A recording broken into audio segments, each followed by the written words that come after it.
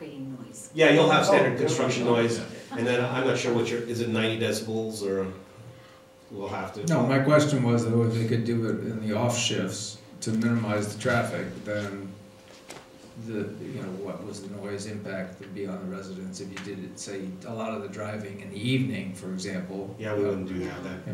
That would be. We would yeah, make casting concrete or placing rebar and all. Yeah, would be. We'll maintain methodologies that will minimize the noise impacts, specifically during the times that the noise Okay, impacts thank will be. So does any other council member have any questions for the presenters at this time? I understand that staff has recommended one method. And actually, Madam Mayor, I've asked the consultant to address the two options, option 2A and option 3, to have them discuss those two and discuss some of the details. Staff suggested that, well, the consultant recommended option 3. It's very close, as you'll see in cost and analysis, to 2A. And the one consideration staff wanted to bring to the council's attention was the possibility at some point in the future for constructing it, as Councilmember Dodley was sort of suggesting, some kind of pipe to carry additional water. Right now, the channel carries about a 10-year flood. It overtops over that. So if you wanted to have the possibility of future capability in this stretch, not beyond Fair Oaks, because that would have to be done separately, then you might want to consider whether the soil nailing might preclude that. So I've asked the consultant to really address those issues. Okay, so Thank you very much. So I was going to say the takeaway on this slide is option 2A and option 3, $2.1 million is basically the projected cost. Why don't we go straight to the matrix and then we'll come back to the additional items. So this was the matrix that we had put together per discussions with Public Works to kind of come up with a rational rating system for deciding which alternative we were going to recommend. So we had construction costs. Basically, a 5 is the highest rating, a 1 is the lowest rating.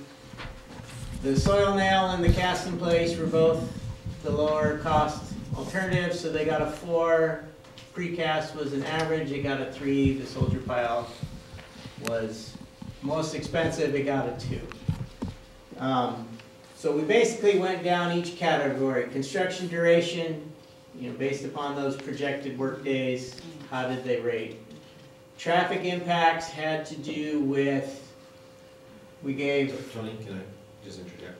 Sure. The major difference between these two options is the traffic impacts and the tree trimming impacts and the future culvert. That's So key. all the other things are pretty consistent between the two alternatives. So with regards to the tree impacts and the traffic impacts, option 2A, because a lot of that work's done above from the roadway, those are those specific impacts. Soil nail's all done in channel, so you don't have as much of the impacts from a traffic standpoint. So what are you talking about tree impact? I mean, just branches? Trimming back some of them back. overhanging branches, It's exactly. not gonna, we're not ripping out trees. No. I mean, a lot of trees have been cut down closer to the culvert, but those weren't oak trees. Right. We had an arborist. We put an arborist on the team because we knew the trees would be of concern. So they looked at it.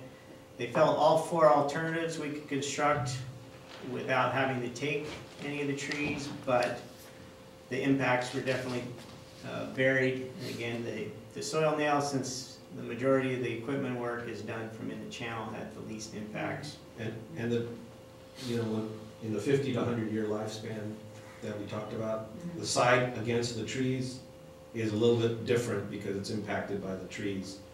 Some of those trees are leaning out, and they have the potential to impact that side of the channel a little bit more. And the root systems are also extending into the channel. So just a caveat to what I had said previously. Yeah, so those are the tree and the traffic impacts. Now the future culvert, the concept as presented to us was that there may be a desire in the future to install a culvert or piping underneath Marsh Road to carry any excess hydraulic flows to increase capacity or bypass this station of the channel. So because the soil nails, we eat up 25 feet of the area under the roadway with these soil nails, we gave it a category or a rating of 1 because we've reduced the area usable for this potential future improvement. It doesn't preclude the ability to do it. You can do it. It just would probably need to be further away on the other side of the road. There's a bunch of utilities on that other side of the road, so you have more impacts to utilities. Closer to the channel it's a little bit better because it only has a gas line, so you only have to be impacting one gas line. The other thing is we don't know the size and the depth of what we're talking about here with regards to the bypass. So because we're putting the soil nails in and they're going to take up to 25-foot length of cross-section, it causes some impedance with regards to, you know, the flexibility of putting in a large diameter pipe. So. You mentioned utilities, and in here it didn't exactly specify where the utilities are. But now I hear you say it's on the other side of the roadway. I mean, 25 feet's a long distance, I can see hitting some utilities, so I don't, you know. Well, yeah, we're not impacting utilities with the soil nails. The one utility, the soil nails are also put in at an angle, so as you get to the other side, they get farther and farther, they get deeper and deeper. It's more than 25 feet wide. Okay, and so the only impacted utility that we thought would have an impact on the soil nails was the gas line that was closest, and we were well underneath it.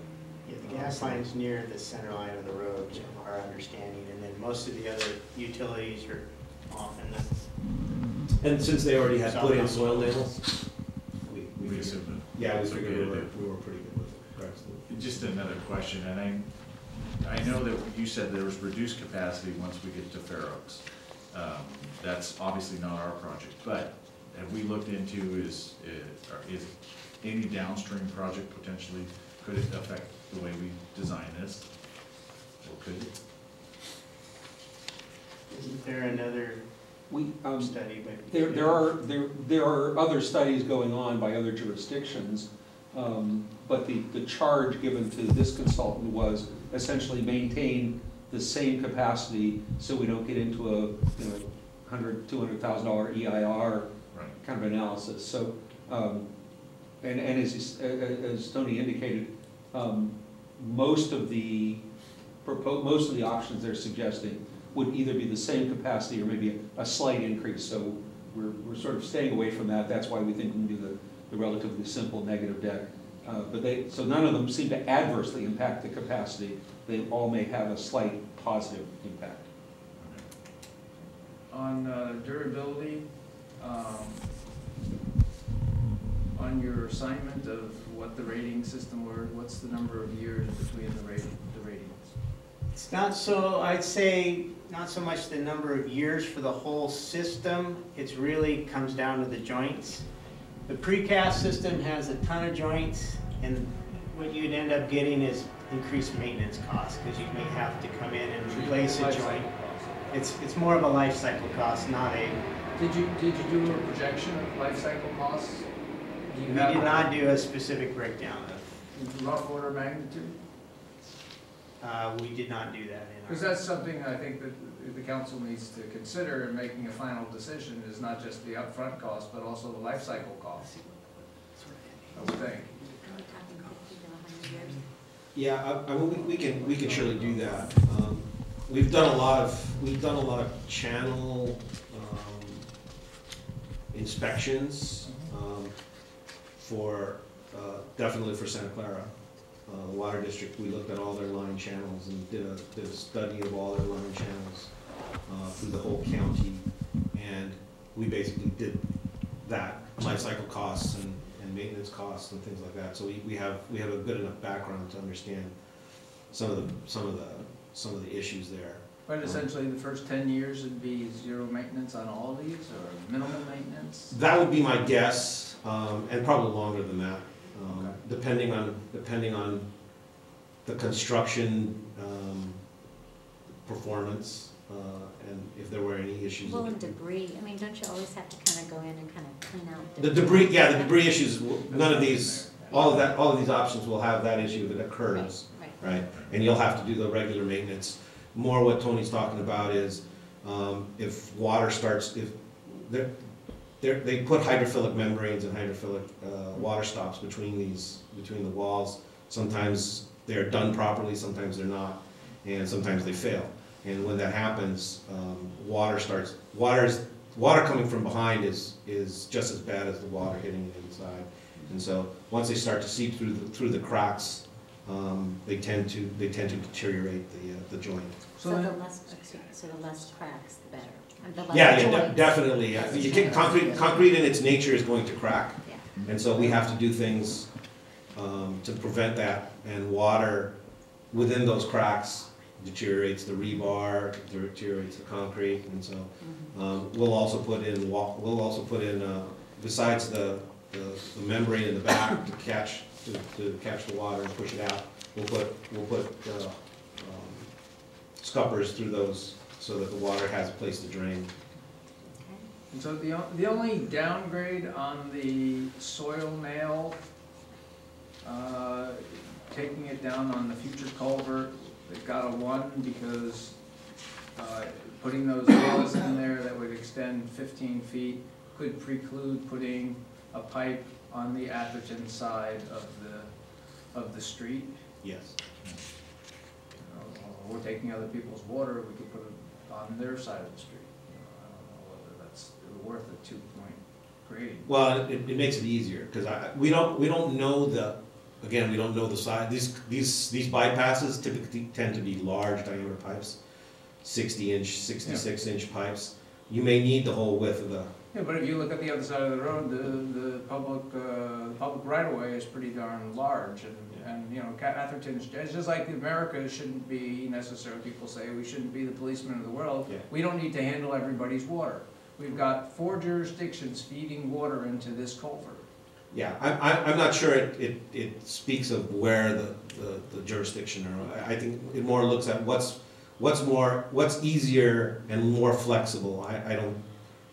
The matrix is not designed to. But the issue was just that the nails go in there, so you won't be able to dig up the street and put another pipe. Yeah, there'll be an impediment, and so you also have existing utilities there. If you try to put it on the other side, you may have to go through those existing utilities as well, so. Well, and they've just been installing a Yeah, lot and more. you'll have the franchise there. agreements with those, and Right, if you exactly. move them again, it's at your So- cost. so. Thank you. Is there more that you want to present? That's the primary structural alternatives. There's a couple of enhancements that we can show, having to do with safety railings on the top and also aesthetics that go with the. You mean take down the chain link fence? I don't know why you do that. Oh my I gosh. love the chain link fence. We could do a nicer chain link fence that has a Yeah. baseline. We were asked at the last council meeting Yes. to look at Yes. enhancements to No, that. I understand. I was just trying to joke. Okay, so.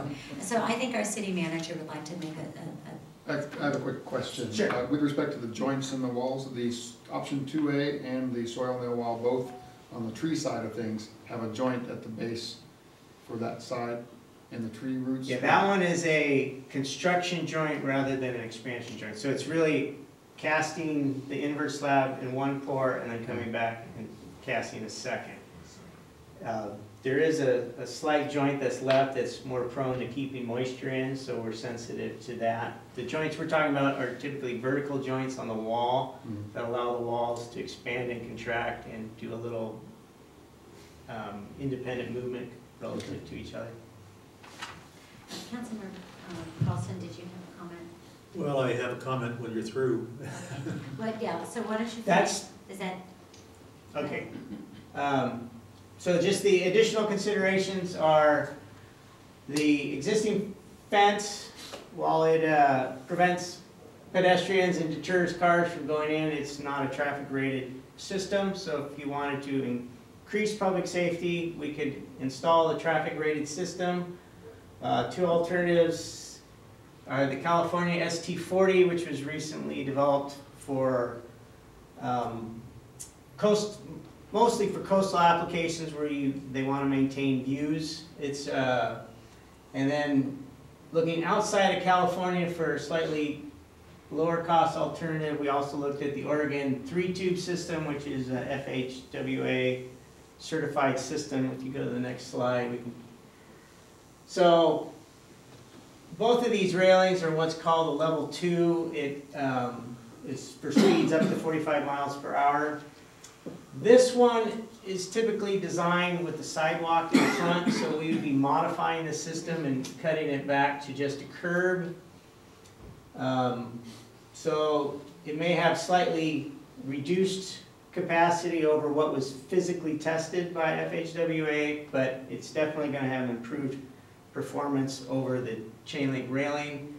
The cost per foot up there came from Caltrans, and that would be for their whole system, including the sidewalk, so it actually might be a little bit lower, but it is a fairly pricey railing, which caused us to look to the next one. It's the Oregon one. Per FHWA, they were giving us a cost of $80 per linear foot for this guy, and it's got the same basic traffic rating.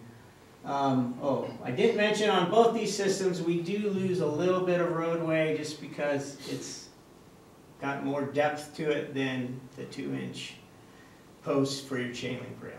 So you're going to lose roughly 9 inches to a foot depending on which one you went with. I don't think we have room to, do we, Mike? Oh, To just take lose? it from the bike lane. Take it from the bike lane. There is enough roadway width there to accommodate this. Okay. Anecdotally, there's about 1 car a year ends up going through the chain link and into the channel. So that's why we asked them to look at enhancing safety by the We could ask the installation insurance of rail. company to pay for repairs to it. Wow, okay. And we do. So, and then I think it needs, because the bike lane needs to be raised to 42 inches. So- There's no bike lane. It's Oh. not a bike lane. No, it's He not was making being a joke. facetious Okay. because there is no bike lane. But one of the thoughts is to cover the channel and make it a bike lane Okay.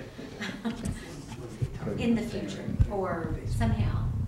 But, and then that's- we can have that lovely fence, to protect the bikes from, Chain link will do it. So that's one enhancement. The other enhancements have to do with What the wall is like. what it looks like. So currently you've got a very earth tone colored rock and mortar wall. It kind of blends in, it works with the trees, the overhanging vegetation and all the volunteers that have grown in there.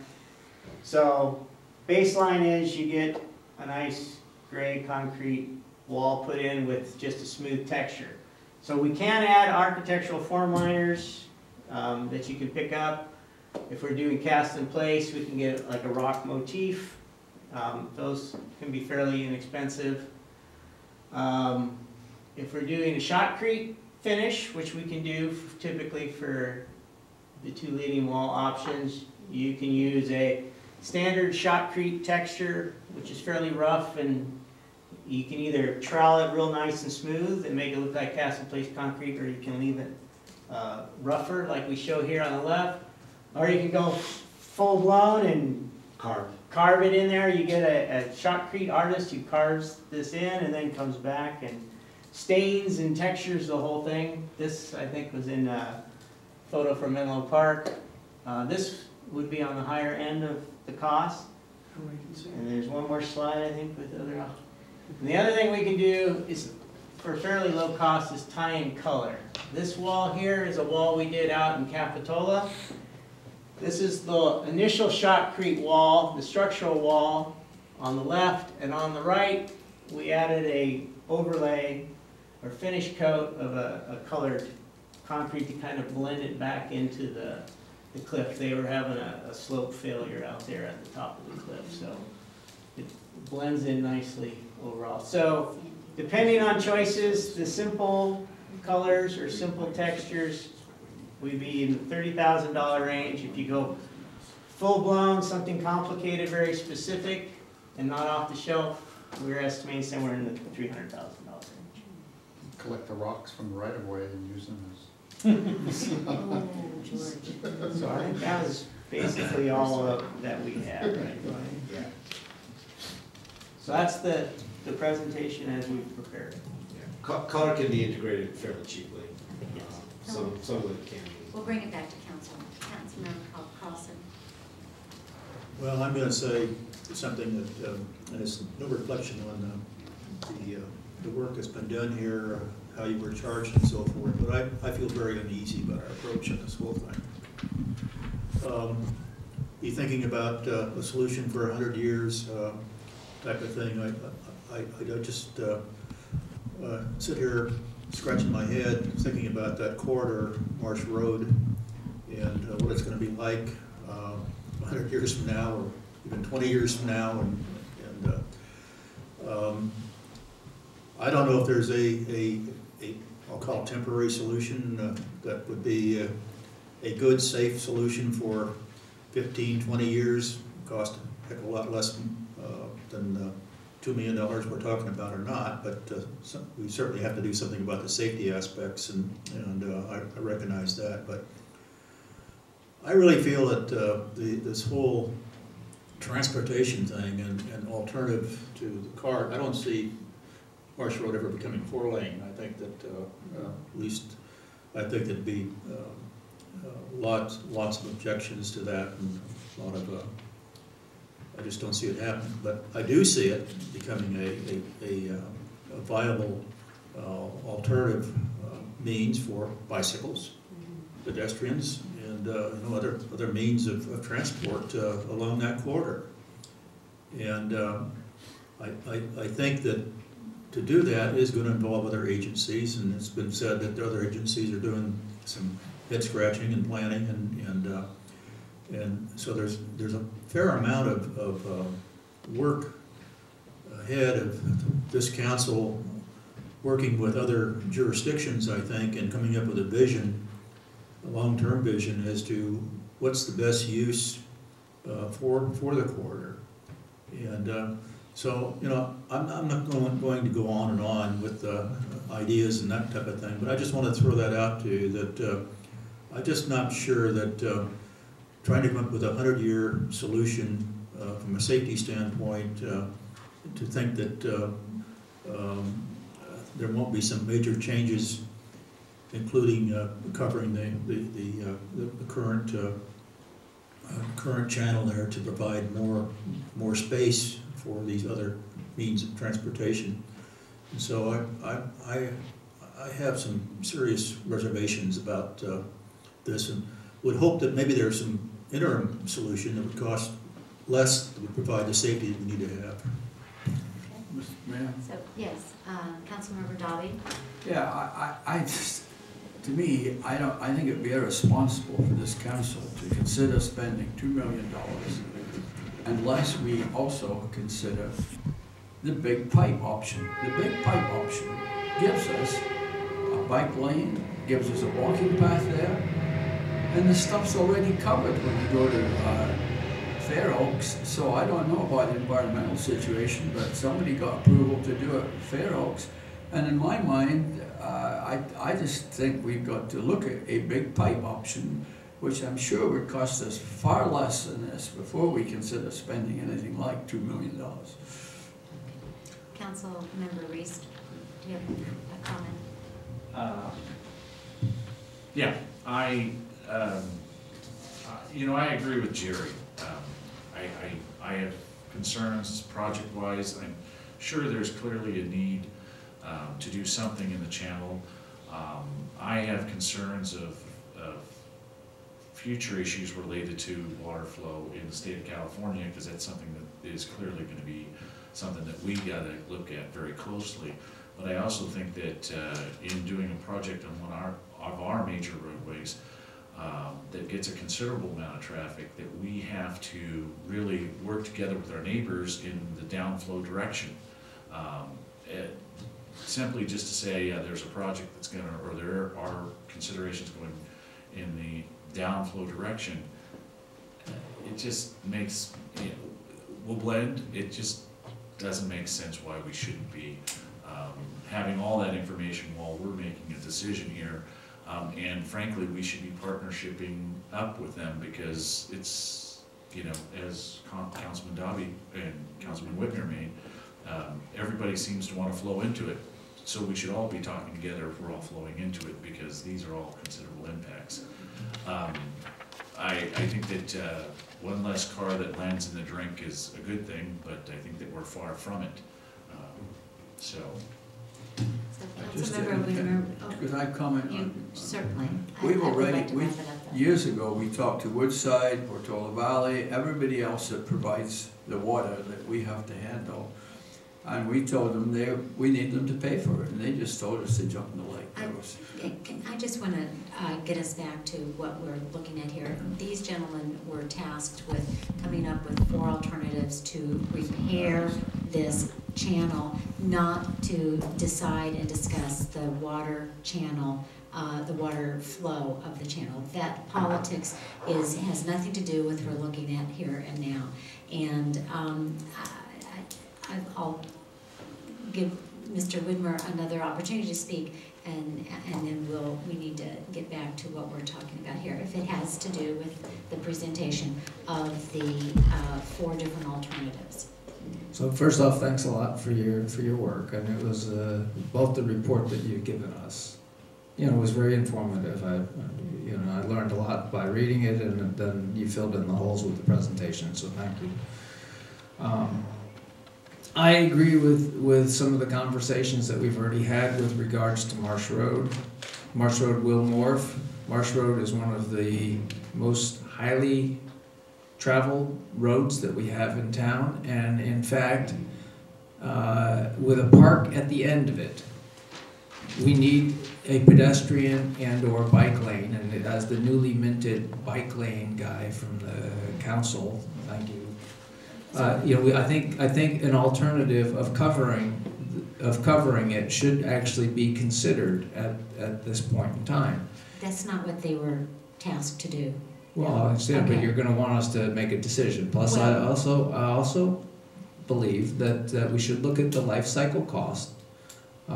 If we had to do something, if we had to make a choice from one of these positions, whether it's maintenance or whether it's moving forward, my thoughts would be to go with the option number 3 from the standpoint of it's minimal impact, it's the highest rating solution, save the fact that you can't put another pipe underneath Marsh Road. But as we pointed out, Marsh Road is going to change.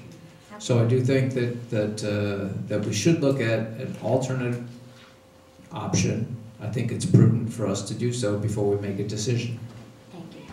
So I'll wrap up, and I want to thank you guys so very much for a detailed presentation, giving us the 4 options, and doing what we directed you to do through our Public Works Director, Gordon Siebert, and Mike Kashawagi. As you can sense from the council, there's a bit of discomfort about the total dollars amount, and a lot of swirl around the politics of really what's happening with our channel as it is, and the water flow and our responsibility of that, as well as future projects. That being said, I have 2 questions that I need to ask you about the evaluation and the safety of the channel wall, and of doing nothing right now for a time after you've analyzed the condition of the wall. If we did nothing for a period of time, what period of time would that be before there's a catastrophe? I've really put you on the spot, haven't I? Well, and it's hard to say because it's a factor of nature, as well as the loading that's on it. And so there are some areas that are more suspect than others, and you'll have to watch those carefully. And if you maintain them, you will see if they start to become an issue. And when they become an issue, it's not going to be catastrophic. Not like the giant sinkhole in Florida. No, not like the giant sinkhole in Florida. A Facebook but when you decide they are, you need to address it right away, because it has a potential to get bad quickly. And so, while it's not catastrophic, it can lead to a catastrophic situation if not observed and addressed right away. And then you can address localized areas as they are occurring, which is what you did, or you've done already. You've done that once. What did that cost us, do you know? Mike, do you know? It was a 50-foot section. I'm sorry, I don't know what that cost was, but what I would like to address is just this, the terminology of catastrophic. I think catastrophic is relative. I think maybe what he's talking about is catastrophic as far as life safety. I agree, there's not gonna be a catastrophic consequence, probably. But if you consider a major transportation corridor that now gets cut off and unusable for months, I think that's kind of catastrophic. And so I hear the council, I totally understand what you're saying, and you're right, that corridor from both the transportation standpoint and from the flood control standpoint is not adequate. And so one of the things that we did incorporate as part of this study is that, as our consultants indicated, all 4 alternatives has the ability to be covered in the future. And so that could address the transportation capacity question. And one of the reasons why staff is leaning towards alternative 2A is because it would facilitate an increase in hydraulic capacity in the future, which doesn't make sense at this point in time because there's nowhere for the water to go. And one of the concerns from staff, and we, as your professional staff, we need to tell you, and I think as our consultant just said, we cannot predict. By doing nothing, we cannot predict when, that road could fail. So what we try to do is provide the council with some recommendations on how to fix the road structurally. And as our consultants stated in their opening statements, this was a structural roadway issue, not a flood control problem. My second question is, hypothetically, if we decided that we were going to cover the channel in preparation to have a full bike and pedestrian path access along there, and that we have agreement with Menlo Park or the county to continue it on up to Bay Road, as a safe route, would we have to do, say, option 2A to structurally enhance the channel wall in order to cover it? Would this repair be necessary if we were just going to go ahead and cover it? Well, I'm not a structural engineer, but I would say yes, because by covering it, that doesn't solve the structural problem that exists today, where that wall is deteriorating because of constant water going in and out of the existing channel wall and the increase in traffic on Marsh Road. So you either have to put a pipe in or another box culvert. Right, and rather than a pipe, I mean, when I hear the term pipe alternative, to me what that means is a box culvert. Yeah, right. Because in order to get an equivalent hydraulic capacity, unless you're, if you can imagine something that's square, just that area is the most efficient as opposed to something that's round. And in order to get a similar capacity in something that's round, it's going to have to go deeper. And again, we have what controls the invert or the depth of that pipe is the existing box culvert at Fair Oaks. Right. Yeah. So there are some constraints here that we need to live within and conform to. So I really think that we need to consider that because, politically, environmentally, traffic-wise, we're trying to figure out, what this intersection is going to look like in the next 2 to 5 years, because something's got to give there. But and one of our thoughts might be to cover the channel, But if we are going to have to do this type of work in order to cover the channel, you know, we need to think about, you know, when we do the work. Do we do the work at the same time, you know, or do we do the work now and prevent any future potential disaster? I don't have the answer to that. I personally am not ready to make a decision at this point. I just need to think about it more. Madam Mayor, if I may, I think when the council decides how to move forward, if you want to look at the covered option, we can go back to the structural engineers, because with a covered, there's some top support, and it may change the cost of the wall itself, because instead of supporting it all kind of on one side, they're now supporting it at two places. They can certainly do that. I will point out there was hydraulic analysis done for their purposes, but it was limited as part of this study. So that also could be analyzed both for the culvert option, as Councilmember Dobby suggested, for covering it in any way.